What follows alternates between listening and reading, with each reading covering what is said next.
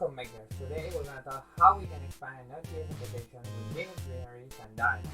Let's check it out.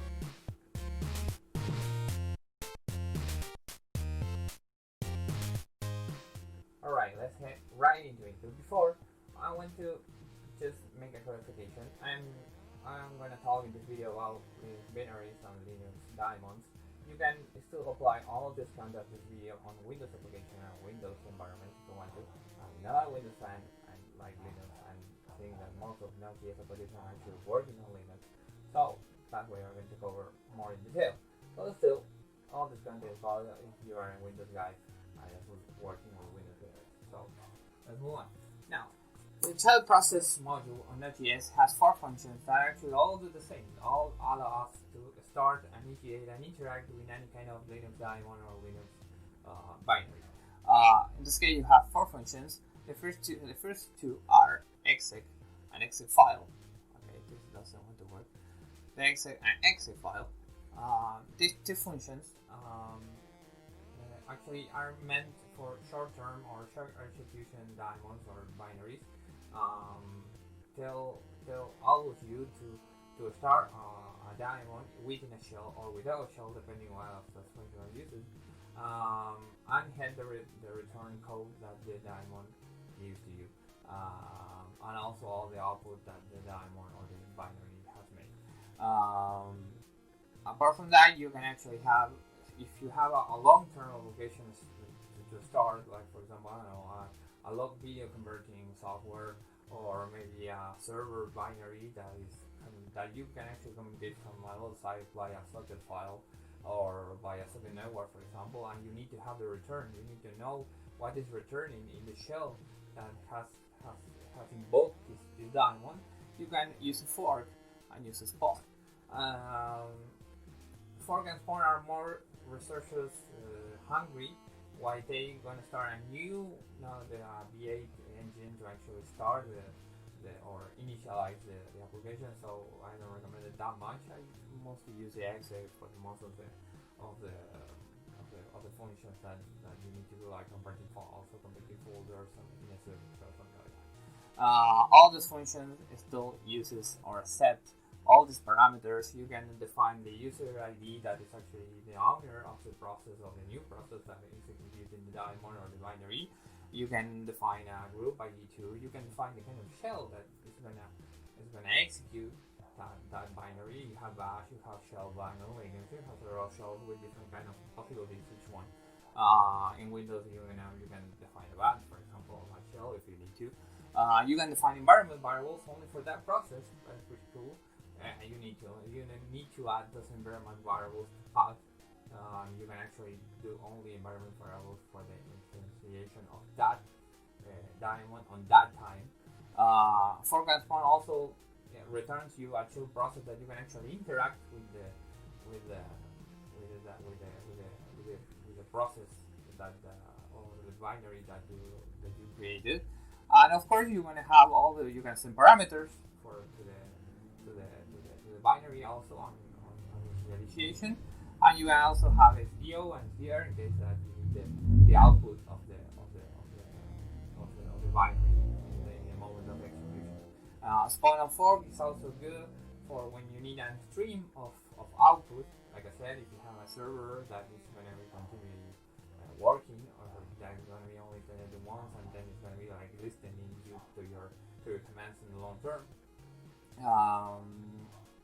And there's something important that I noticed in using this kind of technique to expand an NodeJS application is that you don't have a control to the binary. Usually you don't control the binary. The binary has been made by someone else, maybe by a third party, or maybe it's an open source software.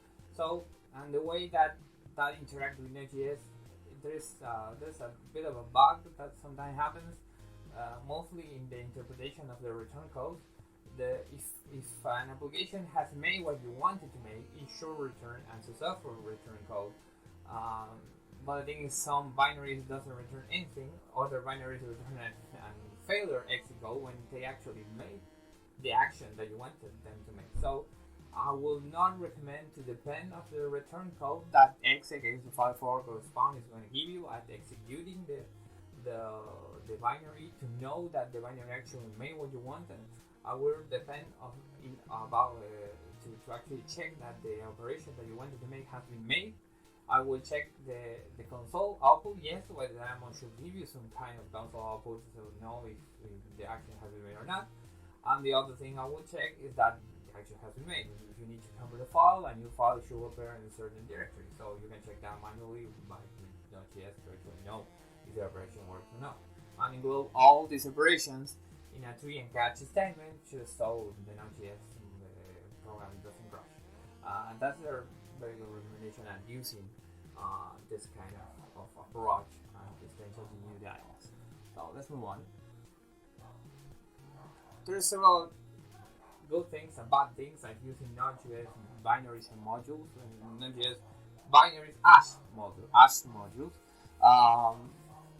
The main thing that comes to mind is that NodeJS is a single thread operation. That's why we're using asynchronous functions. All the functions that I said before are asynchronous. You have the synchronous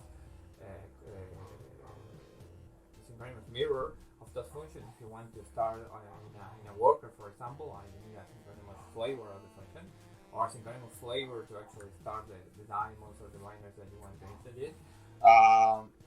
But everything is single thread, not yet. So if it's single thread, if you don't design an NodeJS application with a good architectural design of the app to make several instantiates of your NodeJS application, you are not really using the resources of any machine right now. Right now, you have VPS with several cores of processing in cloud. You have bare metal servers with 10 cores, 12 cores.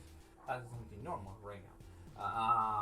So if you don't have several instances of your NodeJS application, you are really not hitting the most of the hardware that you are paying and executing the app for.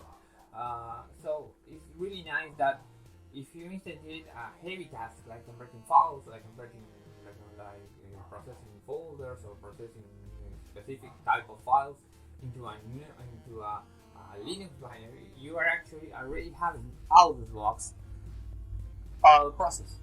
So you are actually starting a new process. That process is going to go to a new code to actually make the task that you asked for, and that is going to use all the resources in the server instantly without extra engineering in your part and doing the code of the NodeJS application. The next thing is the file conversion. There's tons of files that are supported by Linux binaries, from private extensions or file formats to open source to any kind.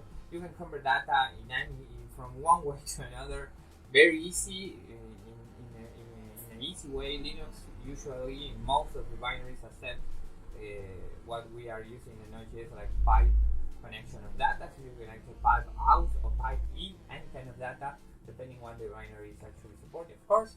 But data conversion is really easy and it's something that you can easily delegate into a Linux binary without using Node modules. The next thing is the process velocity way. I put it just an asterisk. That is really depending on what kind of operation you are trying to do here. The V8 engine is really fast right now. There's not much difference in comparison of the execution of code done in JavaScript and processed by the V8 engine and a C or C++ binary complete code right now on servers. So it really depends. It really depends exactly what you're doing. Sometimes it's gonna be faster and better resources wise with Linux binary than with Node.js, but that depends on the occasion. The thing is the output and happy consistency. All the Linux binaries, or most of them, are probably developed for years, and they usually don't change. If they change in minimal aspect, they usually work with very old Linux version, with new Linux version, with several flavors like Debian, Red Hat, whatever you want. So even if they broke, they're pretty easy to fix. You just downgrade or upgrade from one version to another, and maybe you will lose some performance, maybe you have some bugs, but it's very hard that will hit you in a significant way. So you can rely on that as a future, and that is really cool. And the next thing is that you're gonna have a wide features out of the box for Node.js. You're gonna wider the way that you can connect an NodeJS application. You can connect to peripherals, you can connect to electronics, you can connect to the real world, to the network world. You can connect several types of data at the same time. You can stream data in a way that you never imagined. That's something that you will not be able to do without a really big effort in development, or maybe depending on some stranger that maybe spend, I don't know, 2 weeks in making a node module that is not very tested, and depending on that third-party code, that because having been a developer for just one person, and you know how kind of bugs you can have. So I think that it's a really able and wider option to depend on Linux binaries to actually do a lot of complex tasks in a Node.js application. Of course, not everything is a field of roses at this point. So, like I said before, you cannot depend on the exit status of executing a Node.js Linux binary. You need to actually manually output and monitor the output of the binary execution. You need to know what it returns to know if it has been successful or not. And that maybe will require some regS coding or some kind of find certain strings, make some extra testing to know how the binary is going to react if your operation fails, how it's going to react if your operation is successful, to take care of every of those scenarios and act correctly in your Node.js application.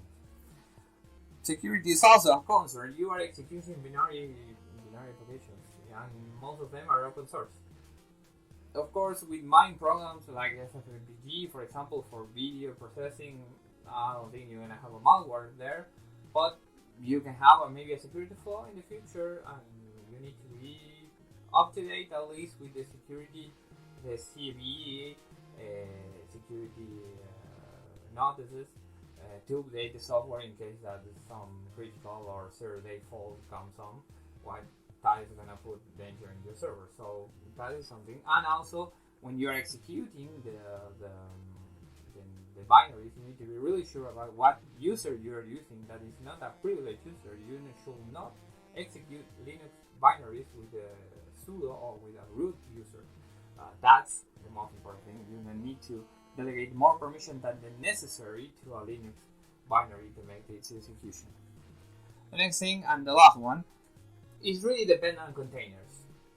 If you want reliability in the future, of course you can solve it. You can, if you have some problems with some shared library or something in a Linux binary, you can replace it. You're gonna be able to fix it at some point, but that takes time. If you are going to develop an application, if you put everything into a container and you install everything and you know that works, you just copy that container to any kind of environmental machine and it's gonna work.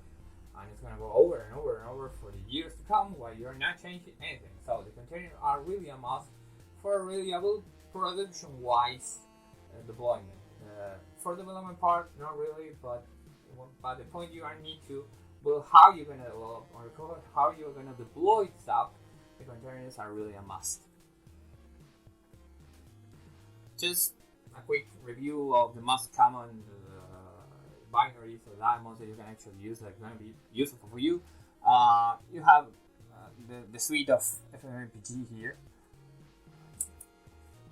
That is actually really good for converting any kind of files. You can cut videos, you can stream videos, you can stream data, you can merge the data, merge videos, merge static image with videos. You can do anything you want with FFmpeg. I mean, in the Linux environment for years, is among common uses binary for that.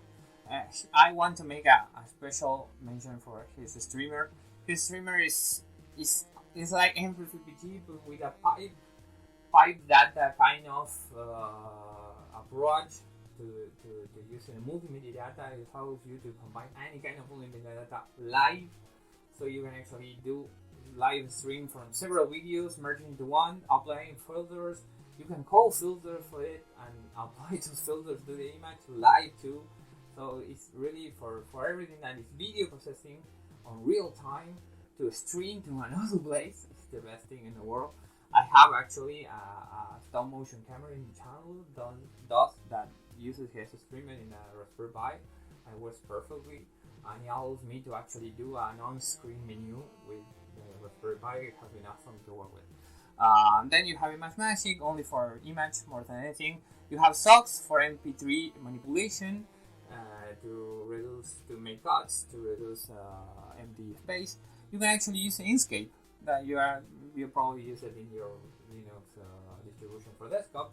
Inkscape also works in consoles and is good for consistency. Let's say that you need to, for example, go and export a bunch of vector files, and you know that Inkscape is going to be doing that in the same way over and over and over. So for consistency, it's pretty good.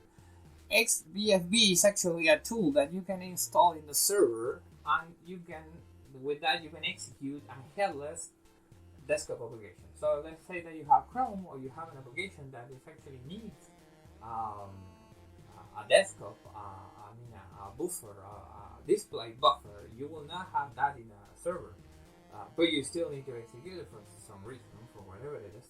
You can actually use XBFB. It's gonna make a virtual buffer that you can actually have screenshot from, you can interact with from, and you can execute any kind of application, even application that needs hardware acceleration if you have one, or you can emulate one in a server. If you don't have a graphic card in the server, it's gonna be sluggish, but it's still gonna work. So that's important. And for PDF, mostly for PDF manipulation, you have Popular. And one that I found really recently is MooPDF. Popular MooPDF has been for years too. You can extract PDF, search on PDF. You can do anything you want with PDFs with both of them. MooPDF is a lot faster than Popular, but Popular is a lot older than MooPDF. So just test it and see what fits your need better. The next, something that you have several functions that are inbuilt in almost any Linux distribution, and the most important one that is going to be like NodeJS, that will connect you with anything, in the FT memory disk. So with this you can create disk, like a new partition that is buffer memory. Usually right now servers have a lot of memory. You have minimum any server with 16 gigabytes of memory, 32 gigabytes of memory. So you can actually create a disk with 2 gigabytes, for example, on memory. So that's going to be tremendous, 1,000 times faster than the hard disk that you are actually running the machine from. So you can actually write on memory disk, for example, images from the canvas of Node.js. You can write MP3, you can write anything, and then the other apps can actually grab that data and convert to whatever you want. And the whole process is going to be 1,000 times faster than doing it directly in the hard disk. I'm going to put just a small shot here about how you can actually do that. Apart from that, well, you have the onboard function like grep that is actually let you search on files. So let's say that you export a 10,000 pages PDF from MooPDF into a memory disk. That's going to be a lot faster than doing with Node.js. It's going to consume a lot of little resources, and then you can actually use a grep with a regular expression to search for something that user wanted, and that's going to be several times faster than doing it manually to import it to the database to make an index. It's going to be a lot faster than doing it in the most common way. So it's going to be faster, it's going to be easier, and it's going to be constant. That's the most important thing too. So you have find, you have copy, you have you can make folders. ln is the one I want to mention. That is going to let you do symbolic links. So for example, if you have a web server and that is pointing to a folder in the front, and it's going to serve all the files that you have there, you can actually create a folder or create a link sys that is not going to copy the files. It's only going to link to another file that is somewhere else, that is outside the web server architecture, the web server access, but it's going to link it to a place where the web server can actually access the file. So in that way, you can actually make time-based file control really easy without using server resources like copy, or doing heavy operations like copy files or copy data from one site to another. The next thing, and the last one, really I want to make a real point on security. You cannot use any of that if you don't sanitize the user input. You need to sanitize anything that the user will come from. If not, you're gonna hack. you are executing everything that you pass to the daemon is gonna be executed in a real shell in a real machine. So if someone writes you an rm / asterisk, it's gonna raise the whole server. You're gonna be lost everything. So that is really important. You need to be making a really good point on security.